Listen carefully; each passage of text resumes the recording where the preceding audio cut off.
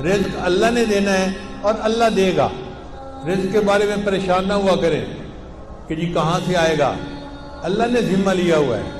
ایک مرتبہ ایک آدمی میرے پاس آیا, بہت اچھی پرسنالٹی تھی, لکھا پڑھا بندہ نظر آتا تھا, مگر زاروں قطار رونے بیٹھ گیا, آنسو ٹپ ٹپ گر رہے تھے. میں بھی پریشان ہوا کہ یہ بندہ بہت ہی دکھی ہے جو اتنا رو رہا ہے. خیر تھوڑی دیر کے بعد میں نے ان سے پوچھا کہ جی آپ بیٹھے رو ہی رہے ہیں, آپ کوئی بات کریں. اس نے کہا جی میں ایک گورنمنٹ آفیسر تھا اور ان دنوں گولڈن شیک ہینڈ والی ترتیب چلی تھی کہ گورنمنٹ کہتی تھی کہ جو بندہ اپنی ریٹائرمنٹ لے لے گا ہم اسے منافع بھی دے دیں گے اور وہ پھر کوئی اور کام کر کے اپنی زندگی گزارے. گورنمنٹ کو فائدہ یہ تھا کہ ورکر کم ہو جائیں گے اور ورکر کو فائدہ یہ تھا کہ ایک ہی وقت میں پیسے مل جائیں گے تو مکان خرید لیں گے, بیٹی کی شادی کر لیں گے, یا فلاں کر لیں گے یا فلاں کر لیں گے. وہ کہنے لگا کہ مجھے تقریباً 16 لاکھ روپیہ ملے جو بینیفٹ کے تھے. میں نے اور بیوی نے مشورہ کیا کہ ہم اس کو رکھ دیتے ہیں اور اپنے گزارے کے لیے میں کہیں پہ جاب کر لیتا ہوں چھوٹی موٹی, اور روٹی ہم کھا ہی لیں گے اور یہ پیسے بچوں کی تعلیم اور ان کی شادیوں کے کام آئیں گے. کہنے لگا کہ میرا ایک دوست تھا, میں نے کئی باتوں میں اس کو بھی بتا بیٹھا کہ مجھے گورنمنٹ سے 16 لاکھ ملے ہیں اور میں نے رکھ دیے ہیں. اب وہ بندہ میرے پیچھے پڑ گیا کہ ایک کاروبار ہے اور بڑا نفع ہے اس میں, بڑا فائدہ ہے اس میں, بڑا فائدہ ہے, اور اگر تم پیسہ لگاؤ تو محنت میں کروں گا اور تمہیں گھر بیٹھے بٹھائے پیسے مل جائیں گے. کہتا ہے کہ مجھے ڈر تھا کہ نہیں, تو میں اس کو نہ کرتا رہا. بالآخر ایک دن میری بیوی نے پوچھا کہ کیا مسئلہ ہے, تم کسی گہری سوچ میں ڈوبے نظر آتے ہو, کیا پریشانی ہے؟ تو میں نے اسے بتا دیا کہ میرا ایک دوست ہے وہ مجھے کاروبار کے لیے کہہ رہا ہے. بیوی نے مشورہ دیا کہ آپ ایسا کریں کہ اس کو 16 لاکھ نہ دیں, اس کو 8 لاکھ دے دیں اور دیکھیں 8 لاکھ کا وہ آپ کو کیا فائدہ دیتا ہے, پتہ چل جائے گا 1 سال میں. تو اگر نقصان ہونا ہوا تو آدھے پیسوں میں ہوگا, پورے پیسوں میں تو نہیں ہوگا نا. کہتا ہے مجھے بات اچھی لگی اور میں نے 8 لاکھ روپے اس بندے کو دے دیا. اس بندے نے کہا تھا جی آپ کو ہر مہینے 25-30 ہزار مل جایا کرے گا. اب ہر مہینے کی پہلی تاریخ کو وہ ہمارے گھر آ کے کیش یا چیک کو دے دیتا. میں نے ایک چھوٹی موٹی جاب شروع کر لی اور ہمارا گزارا بہت اچھا ہو گیا. 25-30 ہزار ادھر سے آ جاتے تھے, باقی ادھر سے مل جاتے تھے اور ہم آرام کی زندگی گزارے. 1 سال پورا اسی طرح گزر گیا. تو میری بیوی نے کہا کہ یہ تو بڑا اچھا کاروبار ہے کہ جس میں اتنے پیسے دینے سے ہمیں ہر مہینے اتنے پیسے مل جاتے ہیں. سال گزرا تو میرے دوست نے کہنا شروع کر دیا کاروبار تو بہت اچھا ہے لیکن ہم نے پیسے تھوڑے لگائے ہیں, اگر اور زیادہ لگا دیں تو اور نفع ہو جائے گا. میں نے بیوی کو بتایا, اس نے کہا ہم نے 1 سال آزمایا ہے, دیکھا ہے شریف آدمی ہے, اچھا آدمی ہے, وعدہ پورا کرتا ہے, تو آپ اس کو باقی بھی پیسے دے دیں. کہتے ہیں میں نے اس کو باقی 8 لاکھ بھی دے دیے.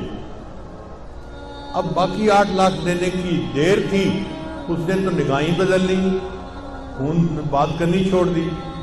میں مصروف ہوں, ابھی کال نہیں لے سکتا, میں بعد میں کال کروں گا, میں یہ کروں گا, میں وہ کروں گا. اور جو ہر مہینے پیسے دیتا تھا وہ بھی اس نے ڈیلے کرنا شروع کر دیے.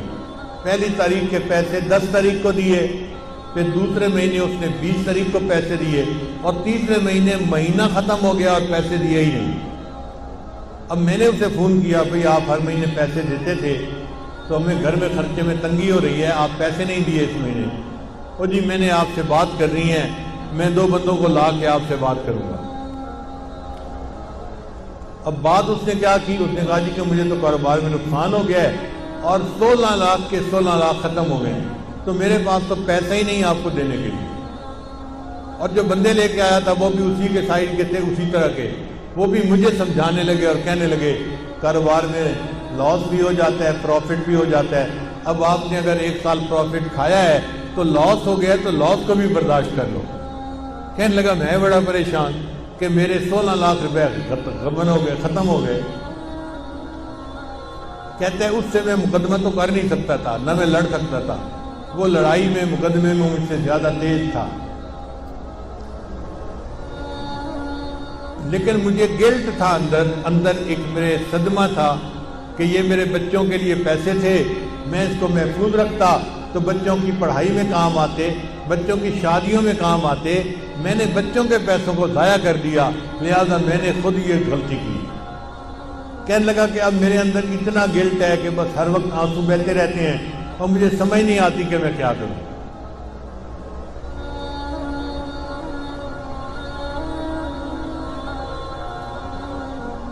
اس کی بات سن کے مجھے بھی بہت دکھ ہوا کہ ایک شریف آدمی اذیت میں مبتلا ہو گیا۔ میں نے اسے تسلی دی، پھر تسلی دے کے میں نے اس سے پوچھا کہ مجھے یہ بتائیں کہ آپ کا رزق کہاں پہ ہے؟ کہنے لگا کیا مطلب؟ میں نے کہا آپ کا رزق زمین میں ہے یا آسمانوں میں ہے؟ کہتے جی آپ بتا دیں۔ میں نے کہا اللہ تعالیٰ فرماتے ہیں وَفِي السَّمَاءِ رِزْقُكُمْ، اور تمہارا رزق آسمانوں میں ہے۔ تو جب ہمارا رزق آسمانوں میں ہے تو ہمارا رزق کوئی ہتھیا نہیں سکتا، کوئی چوری نہیں کر سکتا۔ جو ہمیں پہنچنا ہے وہ اللہ پہنچا کے رہے گا۔ اگر کسی نے پہنچانے میں بدیانتی کی تو اللہ دوسرے ڈاکیے کے ذریعے سے پہنچا دیں گے، کسی اور طریقے سے پہنچا دیں گے۔ اللہ اس پر قادر ہے کہ اس کو پہنچائے۔ اس کو تھوڑا تسلی ہو گئی۔ میں نے کہا کہ دیکھیں آپ کا رزق تھا، اگر کسی نے آپ سے بدیانتی سے لے لیا آپ فکر مت کرو، اللہ آپ کو آپ کا رزق دوبارہ دے دیں گے، آپ پریشان نہ ہو۔ اب اس کا جو رونا تھا وہ بند ہو گیا، ذرا تسلی ہو گئی۔ میں نے اسے بیت کے کلمات بھی پڑھا دیے اور اس کو کہا کہ بس اپنے دل سے معاف کر دو اور یہ عہد کرو کہ یا اللہ اس نے میرے ساتھ بدیانتی کی، میں زندگی بھر کبھی کسی کے ساتھ بدیانتی نہیں کروں گا۔ اس نے یہ بھی وعدہ کر لیا۔ پھر میں نے کہا اچھا یہ بھی میرا وعدہ کرو کہ جب اللہ آپ کو آپ کی ضرورت سے زیادہ پیسہ دیں گے تو آپ زکوٰۃ پابندی سے ادا کریں گے۔ اس نے یہ بھی وعدہ کر لیا۔ لو جی میں نے دعائیں دے کے اس کو رخصت کیا۔ رخصت ہوتے ہوئے مجھ سے پوچھنے لگا حضرت اب میں کیا کروں؟ میں نے کہا کہ بھئی آپ کوئی ایسا کام شروع کریں جو پیسے کے بغیر ہوتا ہے، اللہ برکت دے دیں گے۔ تو ہنس پڑا، حضرت پیسے کے بغیر تو کام کوئی نہیں ہوتا۔ میں نے کہا سوچیں کوئی نہ کوئی کام ایسا نکل آئے گا، چاہے مزدوری کیوں نہ کرنی پڑے۔ لو جی وہ گیا اور اس نے گھر جا کے بیوی کو بتایا۔ اس کی بیوی کا غم بھی ختم ہو گیا کہ ہمیں ہمارا رزق اللہ دے دے گی۔ پھر بیوی نے اس کو مشورہ دیا، ہم دیہات میں رہتے ہیں اور یہاں جو کسان ہوتے ہیں نا یہ کھاد خریدتے ہیں شہر سے، اور ان پڑھ ہونے کی وجہ سے ان کو پتہ ہی نہیں چلتا کہ یہ کھاد کون سی ہے اور کون سی نہیں ہے۔ تو آپ اگر شہر کی کسی کمپنی سے کھاد کی بوریاں کریڈٹ پہ لے کر آئیں اور ان دیہاتیوں کو یہاں بیچ دیں پروفٹ رکھ کے، تو پھر پیسے آپ واپس کر دینا اور کچھ آپ کو نفع مل جائے گا۔ لو جی یہ بندہ کھاد کی کمپنی کے پاس گیا ملتان میں، ان سے بات کی کہ مجھے جی آپ 10 بوریاں دے دیں کریڈٹ پہ، میں آپ کو پیسے مہینے کے اندر واپس کر دوں گا۔ وہ کہہ جی ہم تو آپ کو نہیں جانتے، ہم آپ کو کیسے دے دیں؟ یہ کہہ جی میرے کاغذات دیکھو، میں اتنا آفیسر تھا گورنمنٹ کے اندر، یہ بھی مجھے جانتا ہے، یہ بھی جانتا ہے، یہ بھی جانتا ہے۔ وہ کہیں کہ بھئی ہمیں تو شکل صورت سے بھی نظر آتا ہے کہ تم آفیسر رینک کے پڑھے لکھے بندے ہو، لیکن ہم بغیر پیسے کے کیسے اپنا مال دے دیں؟ ہم نہیں دے سکتے۔ اب یہ بیچارہ روز جائے اور روز ان کی منت سماجت کرے کہ آپ لوگ میرا کام شروع کروا دیں۔ جو مینیجر تھا نا وہاں کا وہ ذرا رحم دل بندہ تھا، اس کو رحم آ گیا۔ ایک دن وہ کہنے لگا دفتر والوں کو کہ بھائی اس کو 10 بوری کریڈٹ دے دو اور گارنٹی میری ڈال دو، اگر اس نے پیسے نہ بھی دیے تو 10 بوری کے پیسے میں ادا کر دوں گا کہ چلو مجھ سے غلطی ہوئی، لیکن اب اس بندے کو 10 بوری دے دو۔ اس بندے کو 10 بوری مل گئی، یہ لے آیا، اس نے آ کے کسانوں کو بیچی، ہر بوری پہ 50-50 روپیہ اس نے نفع رکھ لیا، تو 10 بوری کا اس کو اچھا بھلا فائدہ ہو گیا۔ چنانچہ پھر یہ 10 کی جگہ 20 بوری لینے لگ گیا، پھر 30 بوری لینے لگ گیا، پھر 50 بوری، کرتے کرتے ایک وقت آیا کہ کمپنی والوں نے کہا جی ہم آپ کو پورا ٹرک کریڈٹ پہ دے دیتے ہیں۔ اب اس نے کریڈٹ پہ ٹرک لیا اور لوگوں کو تقسیم کی کھاد اور ان سے پیسے لے کے واپس دے دیے۔ پھر 1 ٹرک سے 2 ٹرک اور 3 ٹرک اور ٹرکوں میں کام شروع ہو گیا۔ اللہ کی شان دیکھیں، کوئی 6-7 سال کا عرصہ گزرا ہوگا، یہ بندہ ایک دن میرے پاس واپس آیا، مجھے کہتے ہیں الحمدللہ حضرت آج میں 16 کروڑ کی پراپرٹی کا مالک ہوں۔ 16 لاکھ اس کے ضائع ہوئے تھے، اللہ پہ توکل کی، اللہ نے برکت رزق میں ایسی دی کہ 16 کروڑ کی پراپرٹی کا وہ مالک بنے۔